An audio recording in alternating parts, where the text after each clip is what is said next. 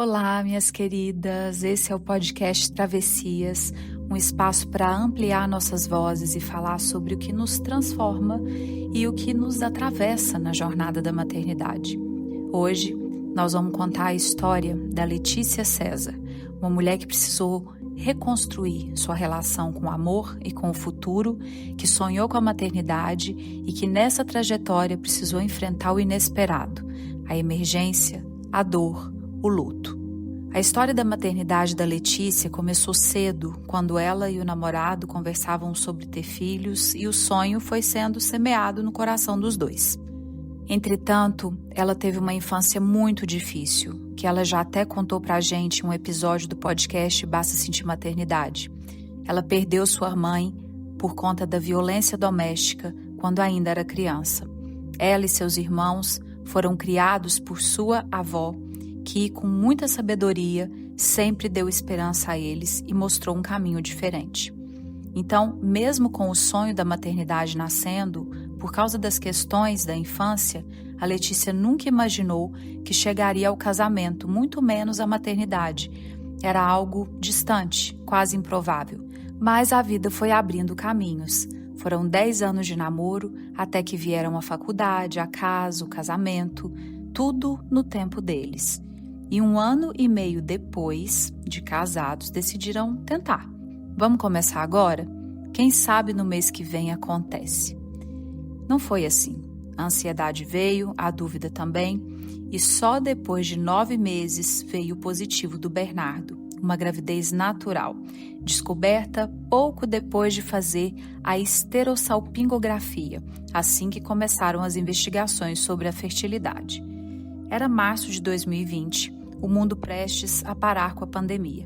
A gestação do Bernardo aconteceu inteira dentro de casa, durante o lockdown. Para eles, foi bom pela presença, já que ela e o marido trabalharam de home office nesse período e viveram cada detalhe juntos. Mas foi difícil ficar longe da família, enfrentar o medo, o isolamento, a insegurança do período. Quando Bernardo nasceu, a Letícia teve 6 meses de licença, depois mais 1 mês de férias. E por causa do lockdown, pôde ficar ainda mais tempo perto dele.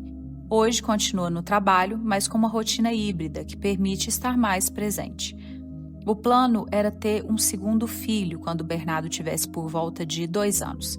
Mas, quando ele chegou, trouxe muitas surpresas. O cansaço era maior do que imaginavam. Os gastos também.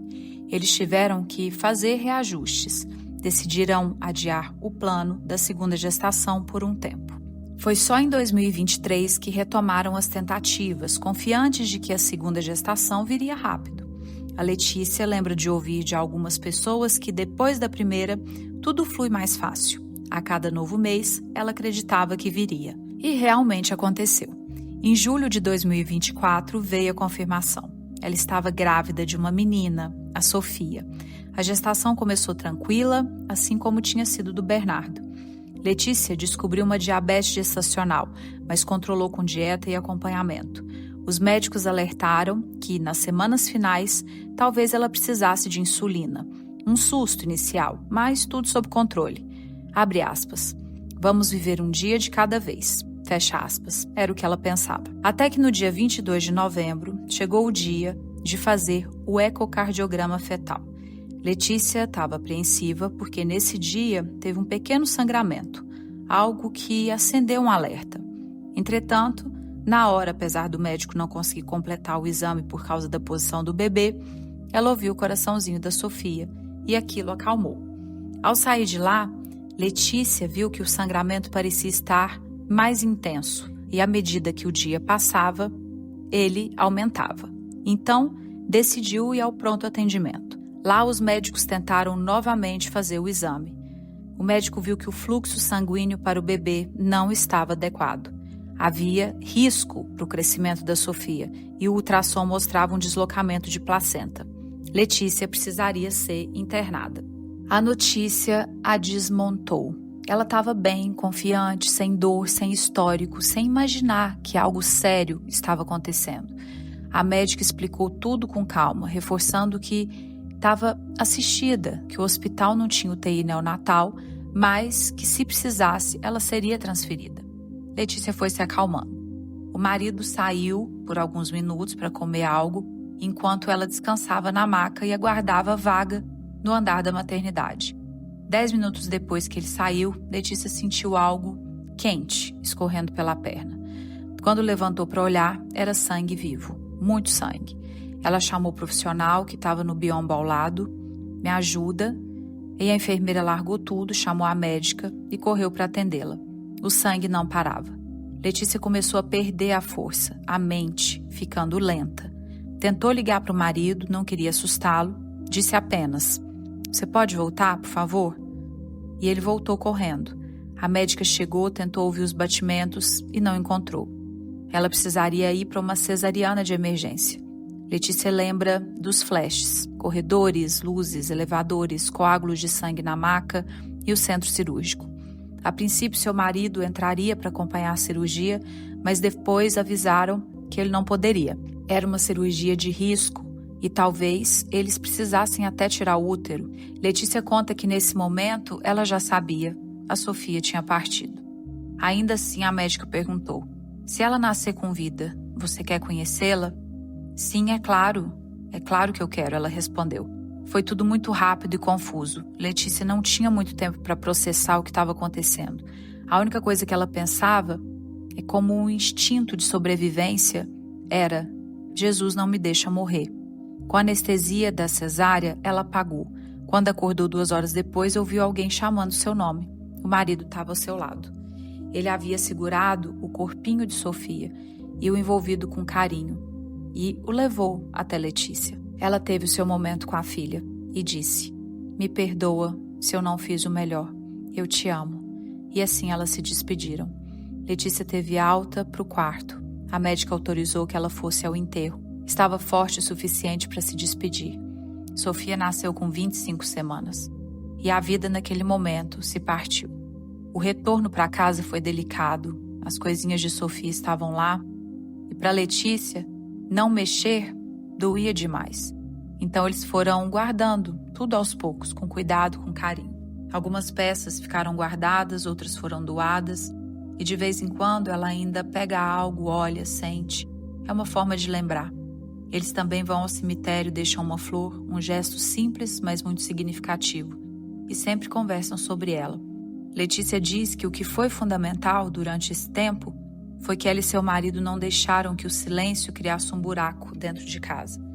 Eles falavam sobre Sofia, se acolhiam, viviam juntos o luto. Com o Bernardo, a conversa foi honesta e suave. Ele viu a cicatriz da cesariana, eles explicaram que a irmã virou estrelinha. E por muito tempo ele olhava para o céu e dizia: "Ali é a Sofia." Letícia sempre diz: "Quando somos mães, queremos nossos filhos a qualquer custo. Mas será que eles estariam bem?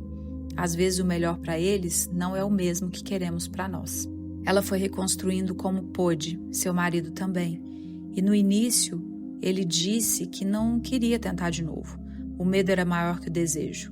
Foram meses de silêncio, luto e busca por entendimento. Hoje, 1 ano depois que a Sofia se foi, eles receberam a liberação médica para tentar novamente. Seu marido está mais aberto, ela quer muito, mas carrega o medo junto. Sabe que ele caminha ao lado. Ela já fez os exames, a esteroscopia, já viu que o útero está bem. E estão, aos poucos, recomeçando, tentando novamente. Não há causa definida para a perda da Sofia. Pode ter sido a infecção, deslocamento, o fluxo ou nada disso. Hoje, aos 33 anos, Letícia fala da espiritualidade como sua maior força. A perda da mãe na adolescência já tinha aberto feridas profundas, mas com Sofia ela fez outro caminho. "Eu não quero adoecer mais uma vez", pensou. "Se eu não aceitar, fico paralisada."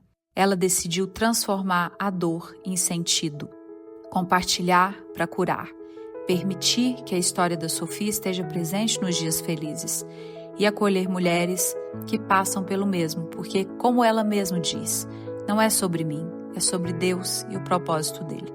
A comunidade Basta Sentir faz parte desse processo. Letícia diz que ali encontrou esperança, escuta e liberdade de falar o que não cabe em outros lugares. Abre aspas. "É bom ouvir histórias é bom saber que não estamos sozinhas. A gente se apoia quando compartilha força. Fecha aspas. A travessia de Letícia é profunda, corajosa, cheia de fé.